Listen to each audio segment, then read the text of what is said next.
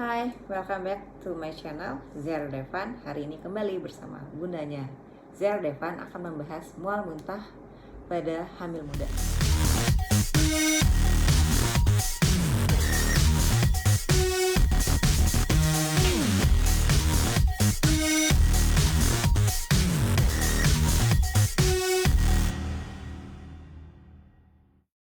I gave you my heart.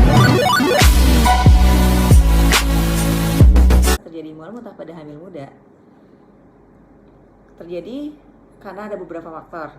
Faktornya misal terjadinya peningkatan hormon estrogen, hormon progesteron, dan misalnya kita ada asam lambung, atau kita ada anemia, dan atau misalnya kita hipoglikemi, kekurangan gula darah.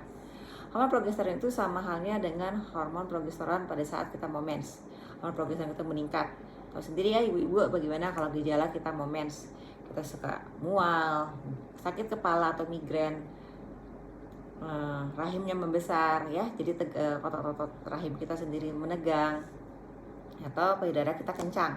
Itu mirip dengan kejadian di hamil muda, karena yang awalnya rahim kita kecil karena adanya bayi, jadi rahim kita membesar. Terus misalnya kita anemia kan emang kekurangan darah ya, kekurangan hemoglobin. Kita biasanya suka pusing, suka mual, dan atau kita ada mah. Nah, kita ada mah biasanya kita karena terlambat makan. Nah, kalau bisa pada saat lagi hamil ya jangan sampai telat makan, jadi untuk mengurangi terjadinya mual. Dan atau kita kekurangan gula, hipoglikemi. Kita nggak sadar nih kita kurang minum gula, kurang makan gula ya, kita konsumsi gula. Misalnya gula itu kita dapat dari minuman manis, teh manis, atau dari coklat, atau mungkin susu ya. Bagaimana cara mengatasinya biar kita tidak mual?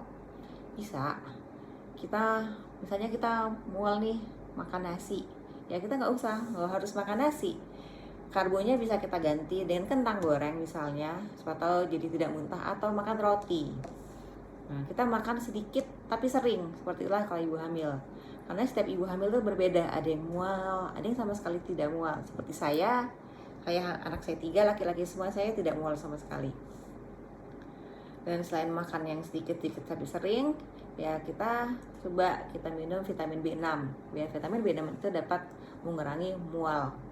Atau misalnya kita meminum yang anget-anget, itu tidak menyebabkan mual. Apa misalnya dengan aromaterapi, dengan mencium bau-bau yang bau mint, seperti mungkin mencium minyak kayu putih, tidak mual. Atau kita juga bisa mengkonsumsi yang ya seperti jahe, itu biasanya sih mengurangi mual. Zat besi yang terlalu tinggi juga dapat menyebabkan mual yang berlebihan, jadi kita hindarin mengkonsumsi zat besi yang terlalu tinggi. Dan apabila mual muntah kita itu sangat berlebih, misalnya mual muntah itu lebih dari 10 kali, setiap kali makan muntah, dan kita kekurangan cairan, ya lebih baik kita konsultasikan ke dokter kandungan manapun boleh. Itu biasanya disertakan dengan penurunan berat badan lebih dari 10 atau 20%. Misalnya datang selama bulan lalu berat badan kita misalnya 60 kilo, tiba-tiba datang bulan depannya hanya 58. Ya sih lebih baik dirawat, karena obat yang kita konsumsi tidak dapat masuk ke dalam tubuh. Jadi lebih baik kita dirawat, kita berikan obat melalui suntikan. Jadi obat bisa masuk dan tidak muntah, tapi mualnya sudah berkurang. Dan untuk mual muntah yang berlebihan itu kita namakan dengan hyperemesis gravidarum. Lebih baik, karena kalau tidak teratasi, kasihan bayinya, kasihan janin dalam perut kita, ya tidak mendapatkan konsumsi gizi yang seimbang.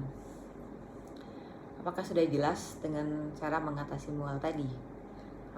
Ya, jadi mual tadi dapat diatasi dengan menghindari mencium bau-bau tajam, karena ibu hamil sangat sensitif banget dengan bau-bau yang menyengat, bau tajam ya.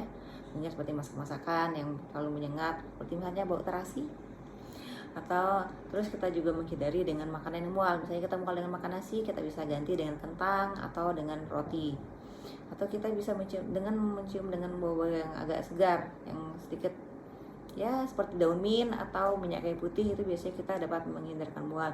Dan satu lagi, jangan sampai telat makan apabila ibu mempunyai sakit mah asam lambung yang tinggi ya. Jangan lupa makan yang teratur ya.